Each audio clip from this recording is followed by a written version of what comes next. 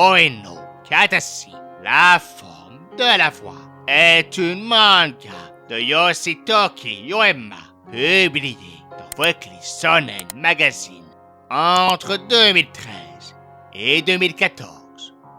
Enfant turbulent, Soya Ichida prend en grippe la nouvelle élève de sa classe, Shoko Nishimiya, une enfant sourde. D'abord de simples blagues, il devient de plus en plus cruel avec elle, la poussant à changer d'école 5 ans plus tard et se sentant coupable de son comportement. Soya retrouve Suko et essaie de se rester, mais mérite-t-il son pardon? Yoshitoki Yoma est né à Ogaki, près de Nagoya, le 15 mars 1989. Plus jeune d'une famille de 3, sa mère travaille comme interprète en langage des signes. Son intérêt pour les mangas et le dessin commence très jeune avec la lecture du classique de Yuzo Takada, Sensen Yetsu, et surtout le meilleur JRPG de tous les temps, Chrono Trigger. Elle s'amuse à recopier les personnages et les décors. L'idée de devenir mangaka était loin d'être naturelle pour Yoma, particulièrement avec la pression de son père, opposé à cette profession. Néanmoins, elle commence vers la fin de l'adolescence à envoyer des histoires à Weekly Shonen Magazine sous ce nom de plume masculin, puisque leur concours ne s'adresse qu'à des mangakas masculins. Aidé par sa mère et sa sœur pour la réalité des hommes malentendants et s'inspirant des tensions qu'elle a vécues à l'école, elle crée une première version de Koe no Katashi qui remporte en 2008 le prix du nouveau venu au Weekly Shonen Magazine. Elle n'a alors que 18 ans. L'histoire doit être publiée dans une édition spéciale en 2009, mais des membres de la direction émettent un veto en raison de son système reproducteur féminin et du sujet sensible de l'histoire, à savoir l'intimidation et surtout la représentation des personnes handicapées. En attendant, elle se fait offrir d'adapter en manga le fort populaire roman Wild Dog Scramble. Yoma peut y explorer son amour de la science-fiction dystopique, sombre et philosophique. Durant ces mêmes années, elle dessine des illustrations pour l'anime Shingeki no Kyojin et collabore au manga collectif Ore no Yakuyame, publié dans Basatsu Shonen Magazine jusqu'en 2012. Le succès de Wild Dog Scramble attire l'attention du rédacteur en chef du magazine, Park Jong-in. Il ressort de sa tablette Koe no Katashi et insiste auprès de la direction de Kodansha pour publier l'histoire dans le magazine principal. La direction finit par accepter, aidée par la pression du département juridique qui les informe que c'est la discrimination de censurer l'œuvre, et par le lobbying de la Fédération japonaise des sourds. Tout d'abord, il publie l'histoire originale dans les numéros 36 et 37 en 2013, puis en histoire longue à partir du numéro 48. Et au final, l'histoire originale à sa sortie a été plus populaire que des œuvres plus connues comme Shingeki no Kyojin, Aki no Hana et Animal Crossing. À la suite du succès de Koe no Katashi, Yotsuto Kiyoma a confirmé ne pas être que feu de paille en signant une deuxième grande réussite, Toyo Eternity. Après une malentendante, elle songe son récit sur un muet. Elle signe surtout une magnifique série sur le deuil, la mémoire, le sens de la vie et la valeur de l'existence humaine. Les humains, c'est justement ce qui intéresse Yoma dans son Koe no Katashi. Leurs émotions, leurs sentiments, leurs ressentis, leur vécu, leur interaction. Elle propose un éventail de personnages assez complets qui ont tous leurs moments pour briller et leur développement personnel sans aller dans les détails profonds. Soko et Soya sont les personnages principaux et c'est eux qui ont le centre de l'attention. Surtout Soya. Soya est un jeune homme ordinaire, un peu perdu et manquant de repères, mais ordinaire. Yoma aurait pu en faire un jeune homme sans père, qui est en révolte contre sa mère, la société et le prix de l'épicerie. Mais non, c'est un jeune homme énergique qui ne sait pas comment communiquer avec les autres, qui ne se définit que par l'approbation des autres et qui cherche d'abord l'attention, sans mauvaise pensée. Tout ce qu'il a fait subir à Soko est inacceptable, mais il est mu par un désir d'être remarqué et populaire face à une Soko dont la maladie accapare cette même attention. Qu'il réalise l'étendue de ses fautes est un processus sincère et sa quête de pardon est réelle, même si Yoma étire beaucoup son processus de réflexion. Soko est un personnage plus difficile à cerner, pas uniquement en raison de sa surdité qui complexifie sa communication avec les autres, mais en raison de sa personnalité calme et renfermée qui rend ses réelles intentions difficiles à lire. Soko veut aller vers les autres et veut être comme tout le monde, mais est aussi conscient que son handicap l'exclut et demande aux autres un effort pour se lier à elle.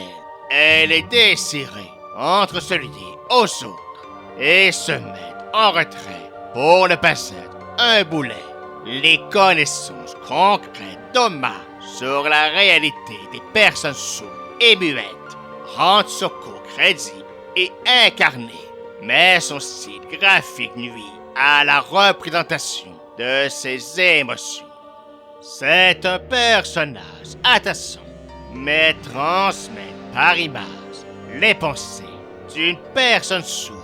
C'est compliqué, car le sujet central de Koe no Katashi, le réel filon qu'Oma veut exploiter, ce n'est pas la surdité, mais la communication. Plus encore, la difficulté à communiquer. Comme elle l'a dit, la difficulté pour les uns de transmettre leurs sentiments les uns aux autres. Soya ne sait pas extérioriser ce qu'il pense et ce qu'il veut. Soko a de la difficulté à communiquer avec les autres, mais surtout à s'affirmer et à avoir confiance en elle. Naoka Yono cache ses sentiments derrière un masque de froideur, de mesquinerie et de méchanceté. Miki Kawai cache ses pensées derrière de l'hypocrisie et une fausse fragilité pour attirer la compassion. Miyoko Saala, derrière son air candide et naïf, cache une jeune femme incertaine de ses émotions et de ses rapports avec les autres.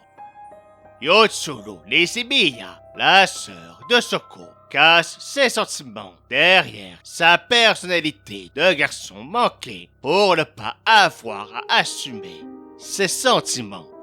Tomohiro Nagasuka, derrière sa personnalité joviale et énergique, préfère mentir pour se conformer aux normes sociales. Satoshi Masiba est le jeune homme mystérieux qui cache de grandes souffrances derrière un visage souriant et bien attentionné. Yaeko Nishimiya, la maman de Shoko et Yuzuru, semble à première vue froide et sévère, mais c'est une protection pour rester droite malgré les épreuves que doit subir une mère monoparentale d'un enfant handicapé. Je ne vais pas énumérer tous les personnages de la manga, mais je crois que l'idée est claire. Toute personne cherche à trouver l'équilibre entre sa voix intérieure et sa voix extérieure. Cherche à savoir quoi dire et véhiculer pour être fidèle à ses valeurs internes et à son image publique, d'assumer pleinement ses relations avec les autres. Toute la série est basée sur ces moments d'incompréhension, sur ces malaises, sur les mensonges que l'on se compte et que l'on compte aux autres.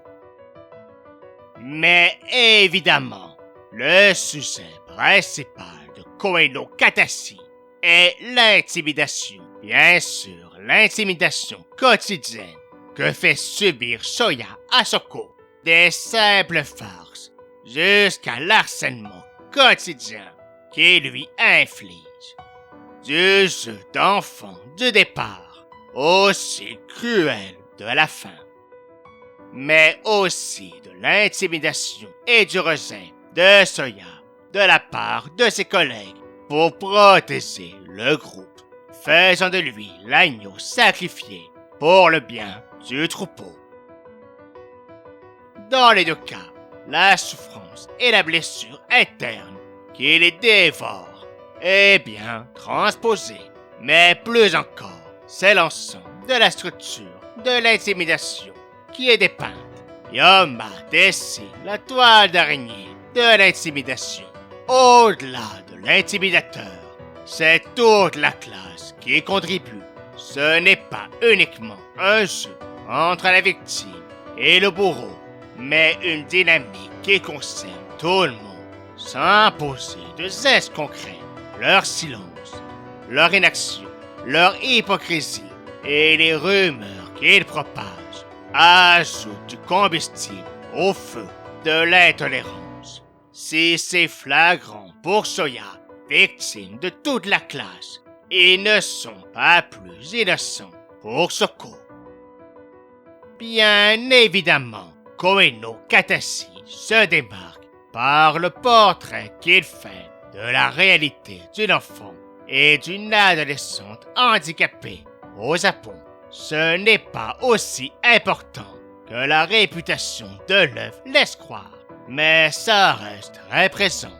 Shoko est malentendante depuis un très jeune âge, dû à une maladie, et ça a influencé son développement, ainsi que le regard que les autres ont sur elle. Même s'il s'agit d'un handicap invisible, Shoko ressemble à une jolie jeune fille comme les autres. Tant que personne ne lui parle ou que ne signe pas, elle doit subir des discriminations et des remarques que d'autres enfants n'auront jamais. Comme toutes les personnes ayant un handicap, Shoko veut être normale. Elle veut avoir une vie normale, de jeune fille normale, qui a des intérêts et des goûts normaux, de jeune fille normale. Car au-delà de sa surdité, Shoko est normale. Sa mère veut qu'elle soit normale. Sa sœur veut qu'elle soit normale. Soya veut qu'elle soit normale. Sa mère en étant dure et impitoyable avec elle, ne veut que la protéger et lui donner les outils pour être le plus intégré possible dans la société. Elle ne s'y prend pas de la façon la plus douce, mais ça part d'un bon sentiment. À l'inverse, Soya et sa sœur Yuzuru font tout en leur pouvoir pour s'adapter à elle, pour l'intégrer à une vie normale et lui construire une vie sociale normale, mais lui rappelle continuellement sa différence, même s'ils ont de bonnes intentions et pensent au bonheur de Shoko. C'est une contradiction qui touche toute personne en situation d'handicap. Pour qu'elle soit normale, il faut adapter son environnement et ses interactions, ce qui souligne sa différence. Mais si elle est traitée comme n'importe qui d'autre, sa différence l'isole et la fait ralentir le groupe. Il n'y a pas de solution idéale, seulement un long chemin d'acceptation tant personnelle que collective. Mais si je devais choisir une œuvre japonaise qui représente le quotidien des personnes handicapées au Japon, je choisirais Josetto Torato Sakatarachi, ou le film Kotoni Naritai, bien avant Koe no Katachi. Mais le portrait que la manga m'a fait n'en reste pas moins pertinent et juste. Au-delà de l'handicap de Shoko, Yoma met surtout de l'avant la rigidité de la société japonaise, son hypocrisie et ses préjugés. La société japonaise accepte mal tout ce qui sort de la norme, du moins tout ce qui sort de sa norme, sous l'apparence d'aider les gens handicapés dans ce cas, et de vouloir intégrer Shoko à un parcours normal. Le système atteint vite ses limites. Monsieur Tagoshi, leur professeur au primaire, sans vouloir intégrer Shoko, beaucoup plus parce qu'on le force que par réel intérêt d'enseignant. Il ne manque pas une occasion de souligner qu'elle est un poids pour lui et pour sa classe. On peut reprocher à Yeko d'être dur avec sa fille, mais elle a quand même dû élever seule 2 filles quand son mari et la famille de ce dernier l'ont abandonnée sous prétexte que c'était sa faute de mère si sa fille était handicapée et que par le fait même, cela déshonorait l'image de la famille. Ces 2 exemples peuvent sembler peu réalistes et peu crédibles, mais considérant la profonde connaissance d'Oma du monde de la surdité, je suis convaincu que c'est du vécu et que cela représente bien la réalité du Japon, car bien plus que sa surdité, c'est la pression sociale et l'isolement qu'elle lui impose qui a poussé Shoko vers le suicide. C'est la culpabilité d'être un poids pour son entourage. Selon elle, ses parents ont divorcé à cause d'elle. Sa sœur est intimidée à l'école à cause d'elle. L'harmonie de ses classes est rompue à cause d'elle. Son amie Miyoko a quitté l'école à cause d'elle. Elle est aussi dévorée par la peur de ne jamais être acceptée. Cette peur d'être toujours différente. Cette absence de solution pour que cette douleur interne cesse. Ces sentiments, toute personne qui se sentit ou qui se sent différente peuvent le comprendre. D'où sa volonté de réparer le mal qu'elle a causé avant de se tuer. Que ses anciens camarades de classe se réconcilient, que la relation entre sa sœur et sa mère s'améliore. Et c'est ce qui fait la force et l'universalité de Koe no Katachi. Yoshitoki Yoma possède un style lent et prend son temps pour raconter l'histoire de son Koe no Katachi et l'histoire de sa personnage. Ça contribue au ton doux de la manga, mais ça fait surtout ressortir la nature épisode de magazine de l'œuvre.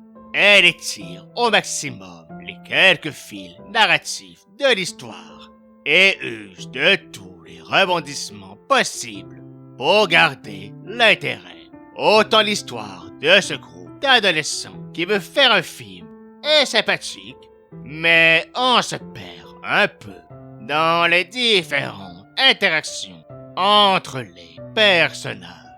C'est un choix qui donne à l'œuvre un ton plus mélancolique et aérien et qui surtout apporte une atmosphère plus nostalgique au décor et à la ville du récit. Ville qui, sans jamais la nommer, est essentiellement inspirée de l'Ogaki natal d'Oma. On y reconnaît les lieux emblématiques de la ville et sa personnalité de petite ville japonaise moderne, mais plus calme et intime que les grands centres.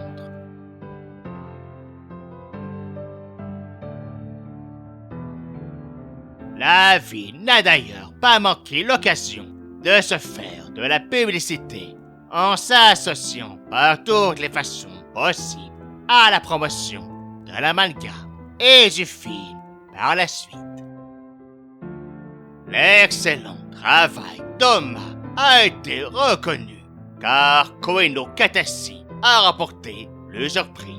Le prix de la Fédération culturelle de la ville d'Ogaki en 2014, le prix de nouveau créateur au prix culturel d'Osamu Tezuka en 2015, le Daruba d'or à la Japan Expo en 2018, en plus d'avoir été nominé en 2016 au Esnu Award, au Rudolph League Award en 2017 et au prix Max et Boris en 2018.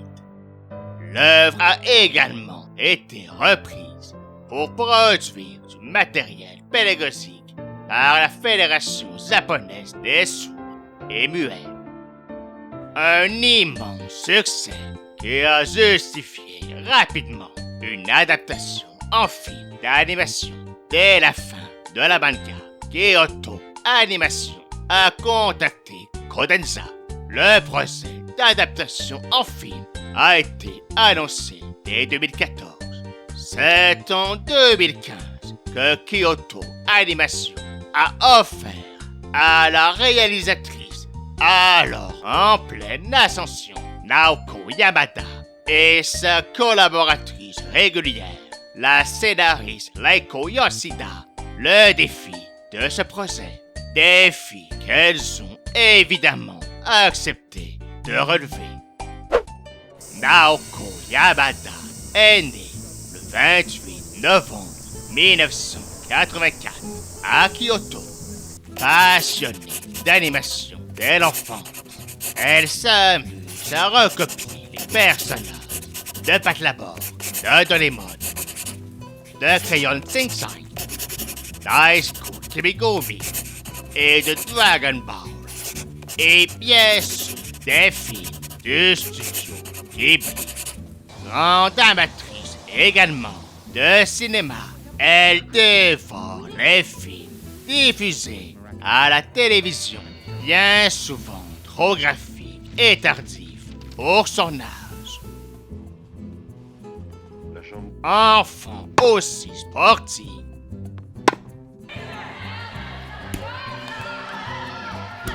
qu'intéressée par les arts, elle s'inscrit après le lycée à l'Université d'art et de design de Kyoto.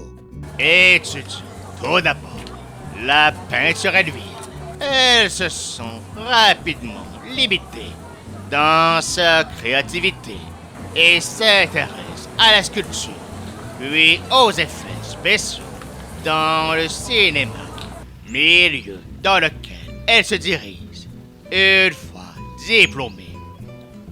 Mais après avoir vu une publicité du studio Kyoto Animation, elle décide de leur envoyer son CV. Elle est alors engagée pour travailler sur des séries comme Inuyasha et R.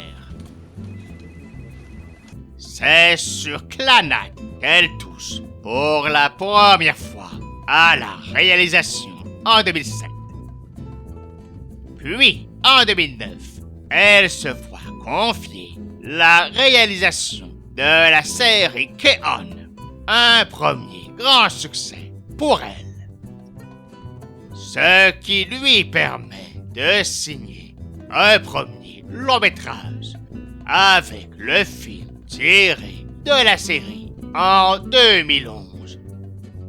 Elle est en liste pour le prix du meilleur film d'animation au Japan Academy Award, en plus d'être un grand succès au guichet.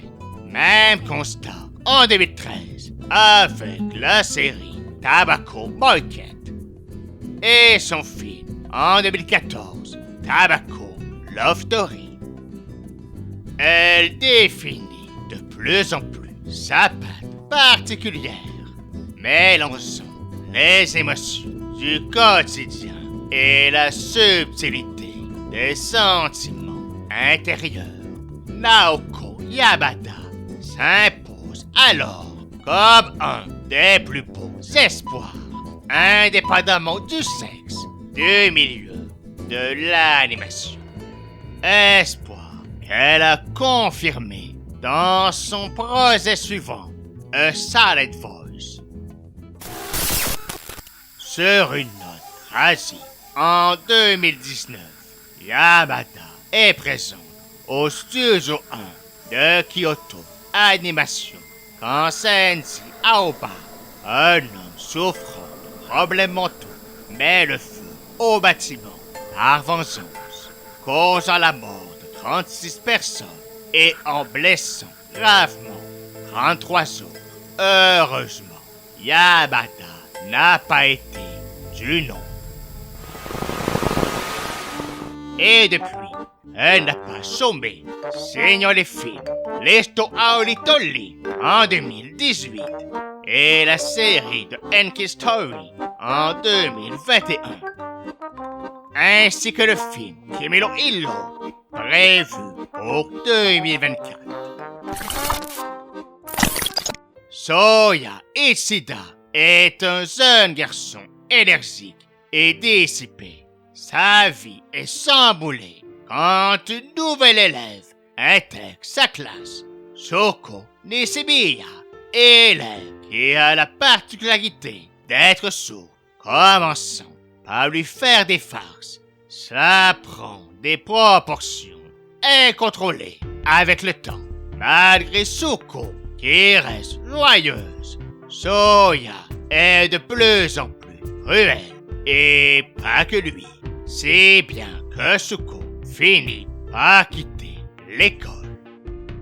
Quelques années plus tard, Soya retrouve Shoko et est bien décidé à se faire pardonner. 2 mois à essayer d'avoir son pardon.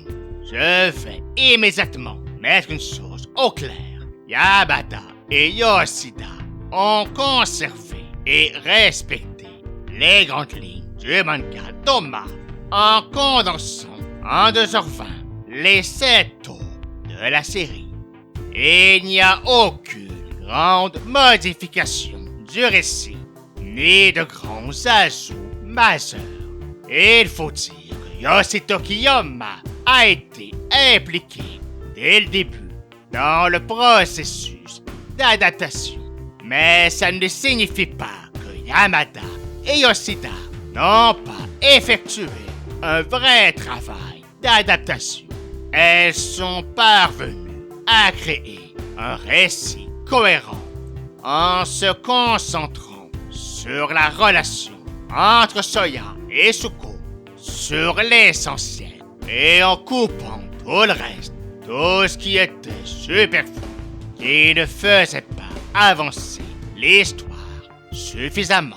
Tous les grands événements de la manga sont dans le film, mais plus courts et avec moins de récits secondaires pour étirer l'histoire.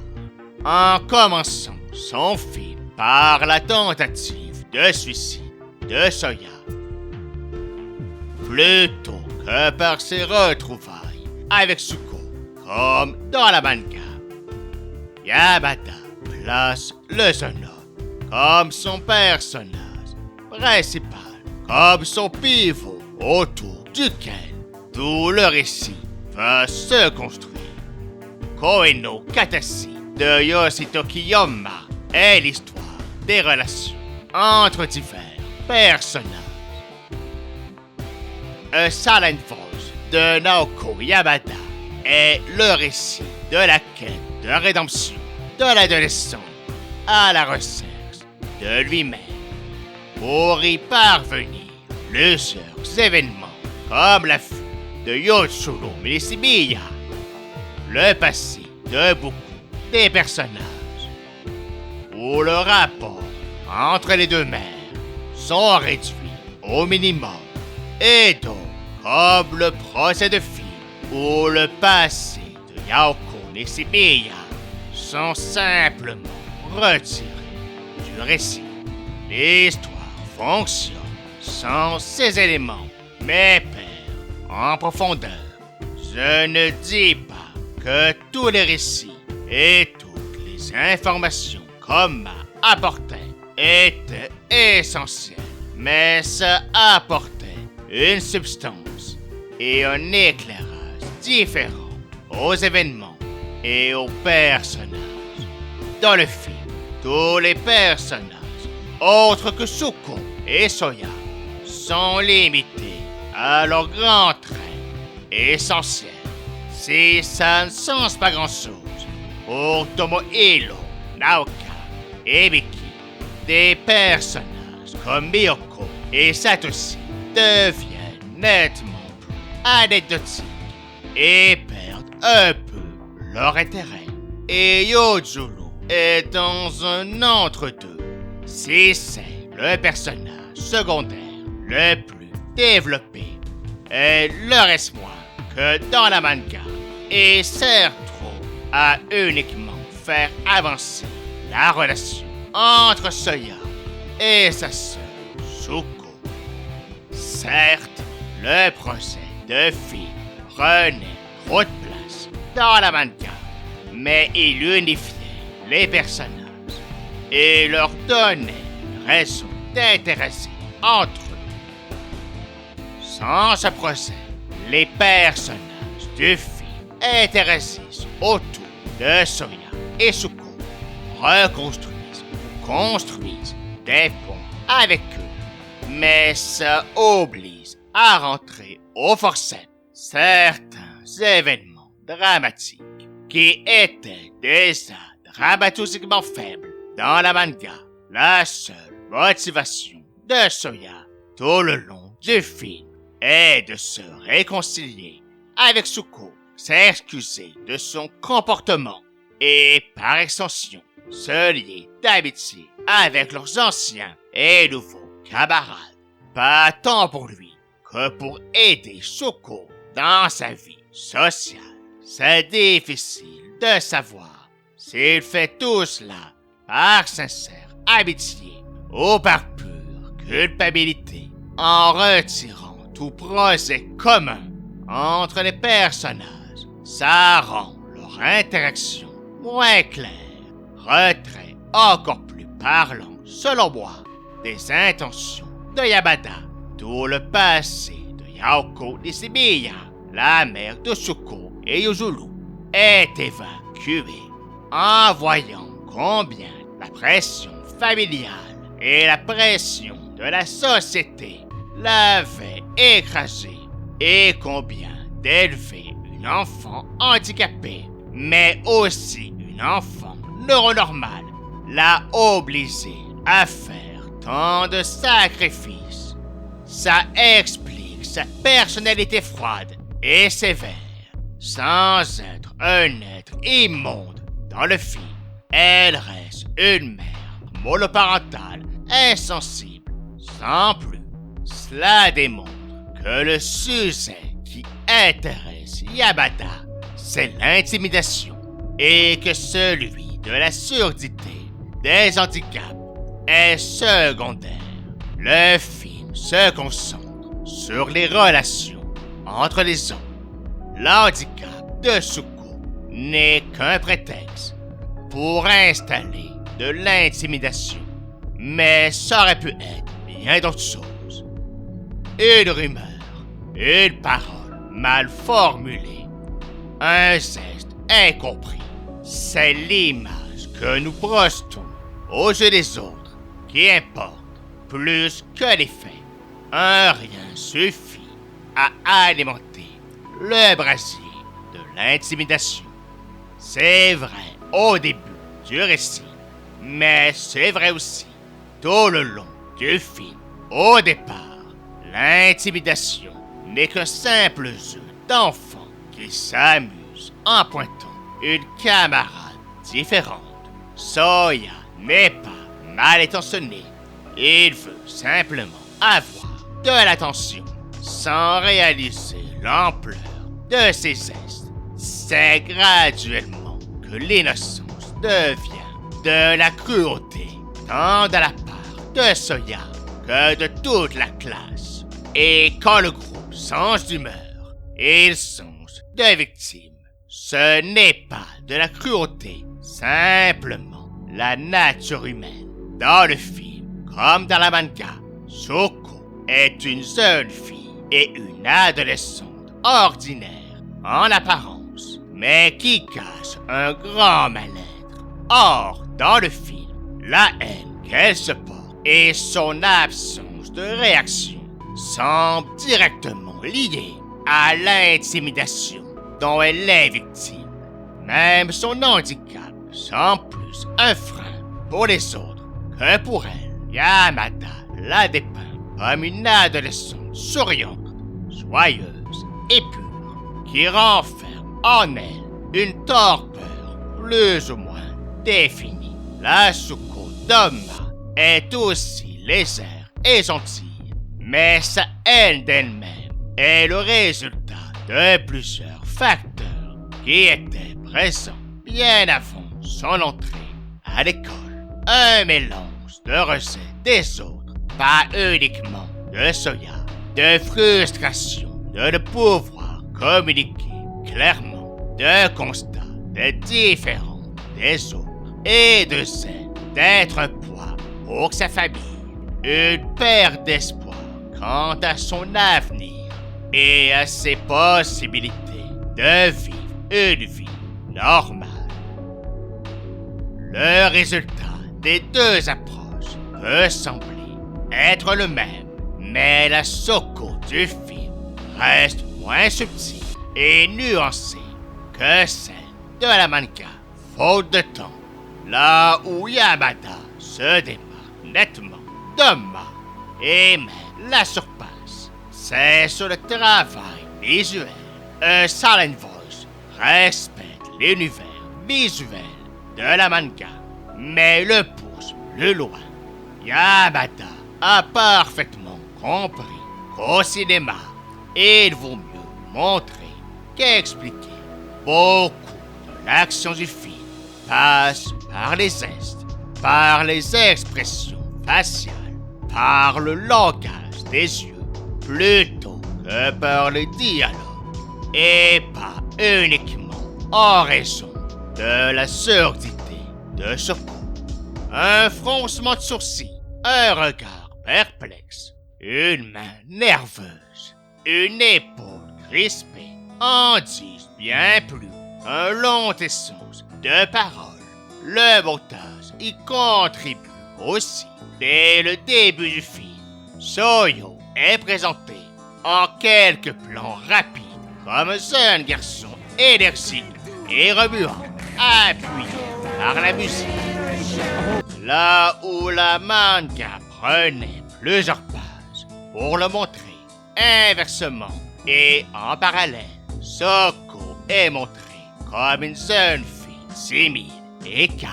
C'est un contraste rapide, sans le moindre dialogue, qui permet de sauver du temps narratif et de dire tout ce qu'il y a à dire. Elle utilise son montage rapide et énergique pour aller à l'essentiel, mais c'est aussi ralenti pour insister sur certains moments, mettre en évidence des scènes et des moments clés importants dans le récit. Nous pouvons reprocher à Yamada d'avoir laissé de côté une certaine profondeur dans le récit. Mais quand il faut rendre une scène forte et marquante, le film est au rendez-vous par son travail visuel. Ça s'explique aussi par le fait que Soko n'est jamais sous-titré dans le film pour bien placer le spectateur dans la position des moyens qui croisent sa vie, ce qui est impossible dans la manga. Une personne connaissant le langage des signes vivra une expérience différente et aura accès plus clairement aux propos de Soko. Mais pour les autres, nous vivons la même incapacité de communication qu'elle envers les autres. Ce n'est pas un hasard si Yamada isole régulièrement Soko des autres durant le film, que ce soit de façon plus claire dans la classe où elle est seule dans sa rangée alors que tous les autres élèves sont par deux, insistant sur son statut d'intrus qui perturbe l'équilibre de la classe par une simple image. Elle n'invente rien, car c'est aussi le cas dans la manga. Mais Yoma insiste moins sur cette image. Même chose pour le groupe de carpes que Soko nourrit. Régulièrement, Yamada insiste sur une carpe blanche, différente des autres et unique, comme Soko est différent des autres et unique. La carpe est aussi dans la manga, mais aucunement mise de l'avant. Si la manga a connu du succès au Japon et jouit d'une belle réputation, inutile de spécifier que le film a amené Soko et Soya à un autre niveau de notoriété au Japon lui-même et encore plus à l'international. Le film a fait la tournée de prestigieux festivals, a été accueilli chaleureusement dans les salles de cinéma et surtout a été et est toujours un grand ambassadeur pour sensibiliser le public à la réalité des enchants et muets. C'est juste dommage que Silent Voice a été un peu dans l'ombre de l'inférieur Kimi no Na wa et dans une moindre mesure du magnifique Konosekai no Katasubini. Au final, tant Naoko Yamada que Yoshitoki Yoma se sont efforcés de raconter l'histoire et le quotidien de leur Soya et Soko. Elles ne s'intéressent pas aux mêmes aspects et ne s'y prennent pas de la même façon, mais l'essence et le cœur restent les mêmes. Un cœur prisonnier dans un corps qui ne sait s'exprimer, qu'importe la raison, et qui a mille propos et émotions au fond de lui. Un cœur qui veut se lier aux autres, qui veut aimer, qui veut vivre. Un cœur comme tous les autres, Qu'importe ce qui différencie celui et celle qui le porte. Alligator.